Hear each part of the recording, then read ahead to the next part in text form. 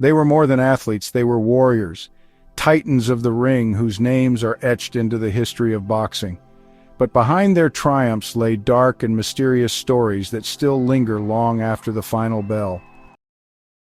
He wasn't just a boxer, he was a national icon and beloved hero. He turned professional at just 16 years old, quickly establishing himself as a formidable fighter. In 1974, he won his first world title, the WBA Featherweight Championship, by knocking out Ruben Olivares. From there, he went on to claim titles in the super featherweight and lightweight divisions, dominating opponents with his rangy jab, sharp combinations, and relentless determination.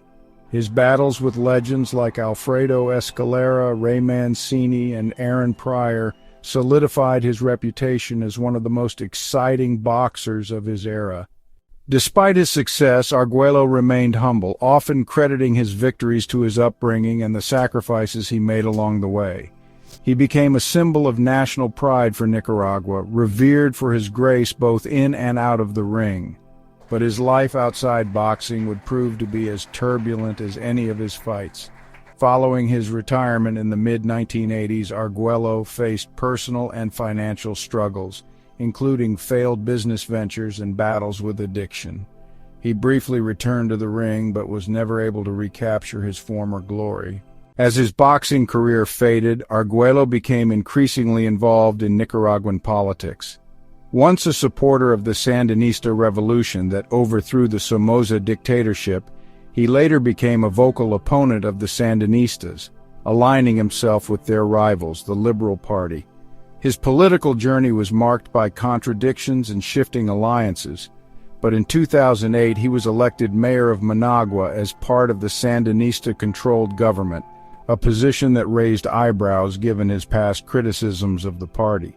On July 1, 2009, Alexis Arguello was found dead in his home from a gunshot wound to the chest.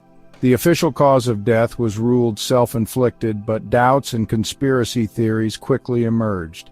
Friends and family found it hard to believe that the once proud champion who had overcome so much in his lifetime would take his own life. The political tensions surrounding him, combined with whispers of external pressure and threats, fueled suspicions that his death was not self-inflicted. Some speculated that Arguello had become disillusioned with the government he served, while others pointed to potential political enemies who may have wanted him silenced. Despite the official ruling, many remain convinced that the full truth behind his death has never been revealed. Regardless of the circumstances of his passing, Alexis Arguello's impact on boxing and Nicaragua remains undeniable. His name is enshrined in the International Boxing Hall of Fame, and his legacy as a warrior, both in the ring and in life, endures. His story is one of triumph and tragedy, of soaring highs and devastating lows. Alexis Arguello was, and always will be, remembered as one of the greatest to ever step into the ring, a fighter whose spirit, like the mysteries surrounding his death, refuses to fade. Vernon the Viper Forrest wasn't just a boxing champion. He was a man who overcame adversity, carved a legacy in the ring, and used his success to uplift others. His life was a testament to perseverance, but his untimely death remains one of boxing's most tragic mysteries. Born on January 12, 1971 in Augusta, Georgia, Forrest grew up with a passion for boxing. His talent became evident at a young age, and he quickly ascended through the amateur ranks. He represented the United States in the 1992 Olympics, showcasing a skill set that made him one of the country's most promising fighters. His defining moment came in 2002 when he faced the unbeaten Shane Mosley. In what was considered a stunning upset, Forrest dominated Mosley, securing a unanimous decision victory and claiming the WBC welterweight title. The victory solidified his place among boxing's elite, and he successfully defended the title before a rematch with Mosley, which he also won.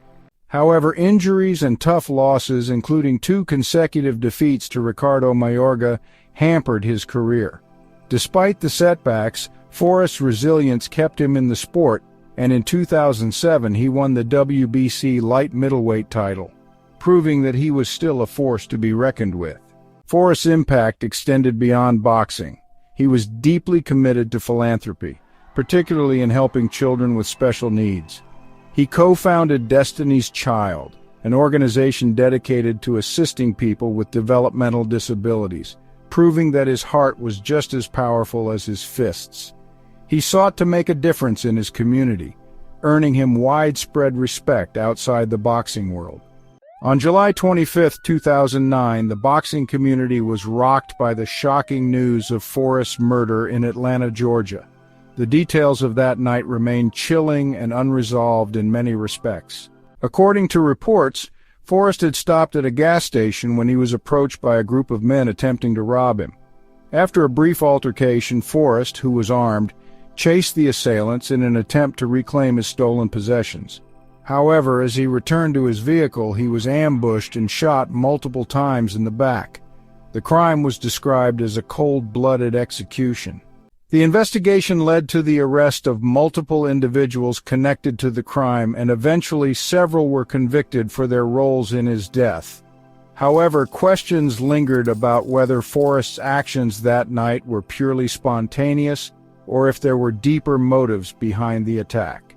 Vernon Forrest's death left a void in the boxing community. He was a fighter who gave his all both in and out of the ring, a man who sought to uplift those around him. His story serves as a reminder of the dangers athletes can face outside of their sport, but more importantly, it highlights the impact one person can have in both the athletic and humanitarian spheres. To this day, Forrest is remembered as one of the greatest welterweights of his generation. His ability to outclass some of the best fighters of his time, combined with his dedication to charity work, ensures that his name remains revered.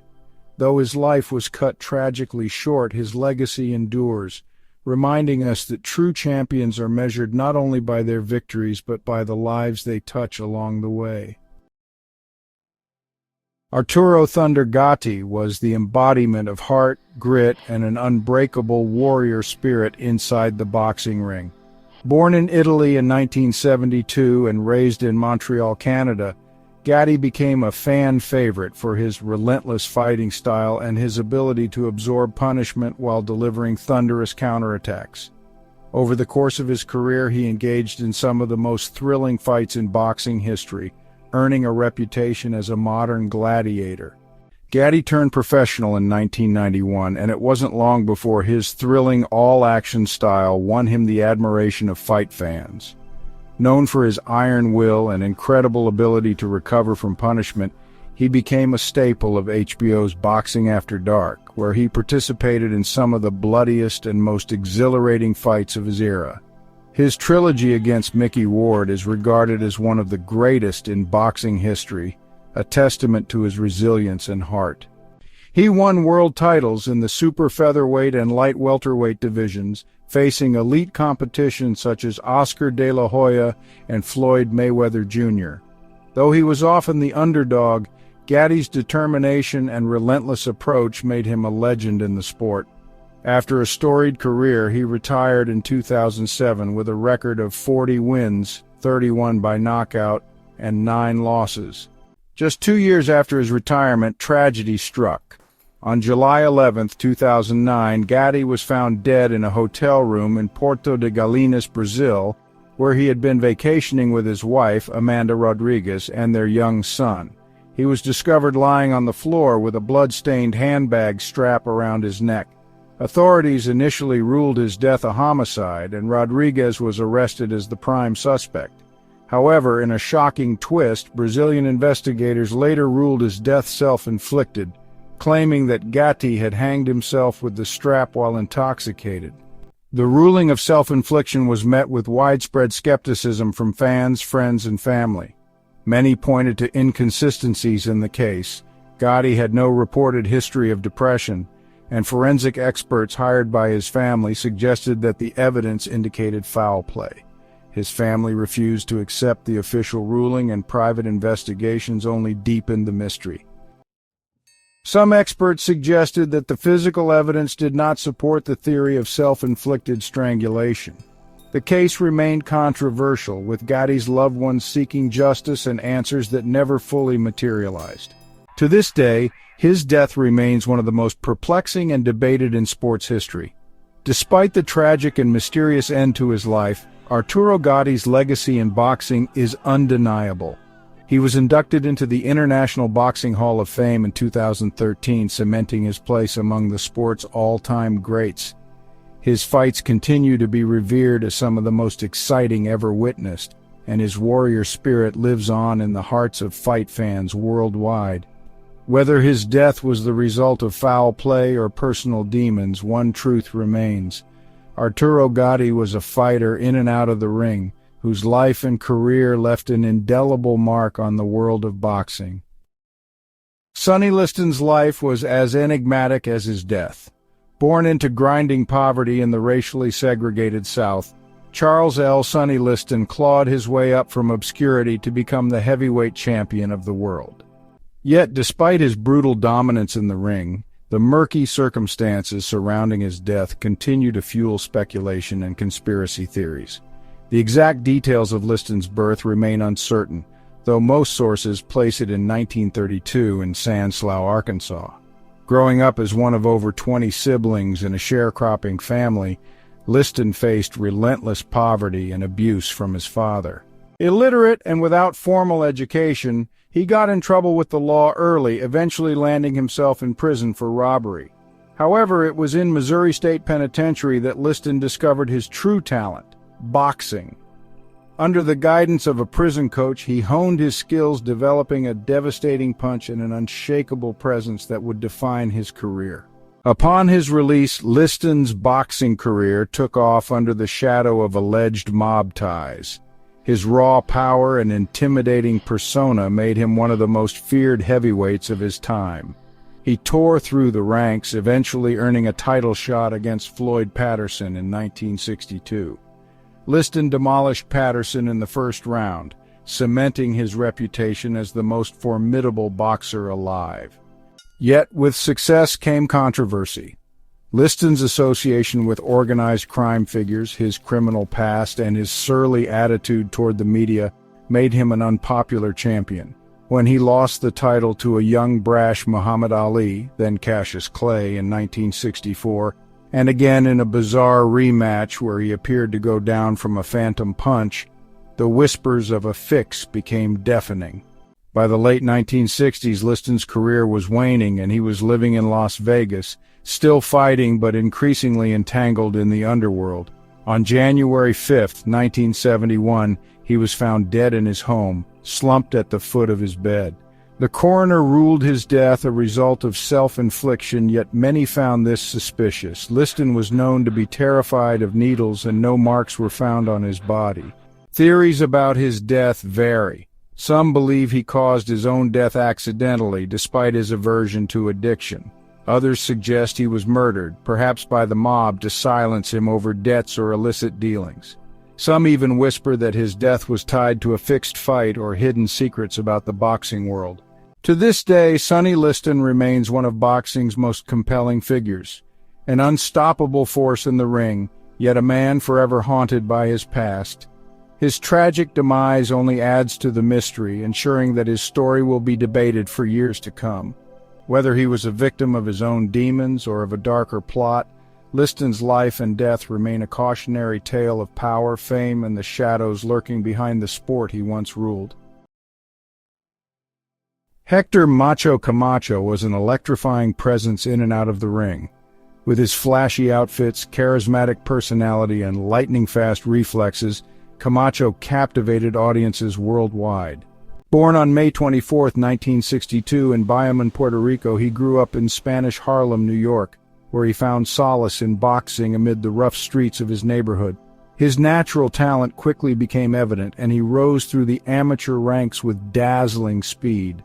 Camacho's professional career began in 1980, and it didn't take long for him to make an impact. With an unblemished record and a fighting style that combined speed, agility, and showmanship, he became a force to be reckoned with. He won his first world title in 1983 when he claimed the WBC Super Featherweight Championship by defeating Rafael Lyman. His dominance continued as he moved up in weight classes, winning titles in the lightweight and junior welterweight divisions. Some of the biggest names in boxing squared off against Camacho, including Roberto Duran, Sugar Ray Leonard, and Julio Cesar Chavez. While he remained a fierce competitor, Camacho was also known for his theatrics, often entering the ring in extravagant costumes and boasting a level of confidence that bordered on cockiness.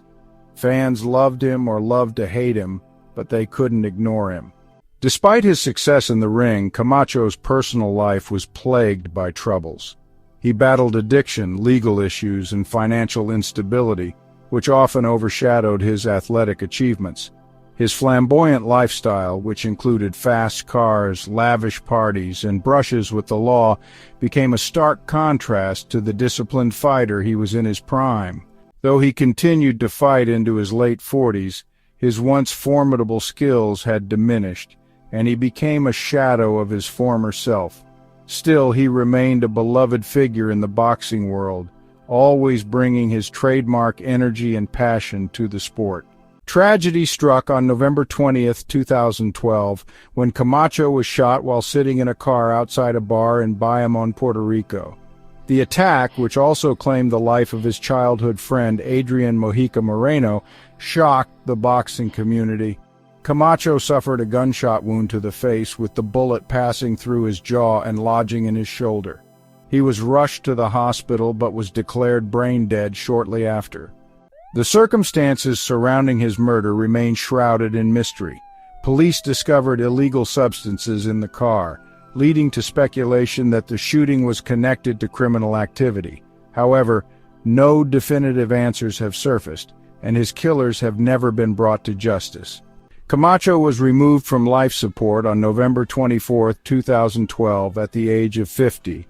His death marked the end of an era for boxing fans who had followed his tumultuous journey. Despite the controversies and challenges he faced, his legacy as one of the sport's most entertaining and talented fighters remains intact. Héctor Macho Camacho's life was a roller coaster of triumphs and tragedies. His impact on boxing is undeniable, and his vibrant personality left an indelible mark on the sport. Even in death, he remains an enigmatic figure, a fighter who lived life on his terms and met an untimely end under mysterious circumstances. His story continues to captivate fans, ensuring that the legend of Macho Camacho will never fade. Thanks for watching and have a great day. Also consider liking and subscribing, it means the world to me.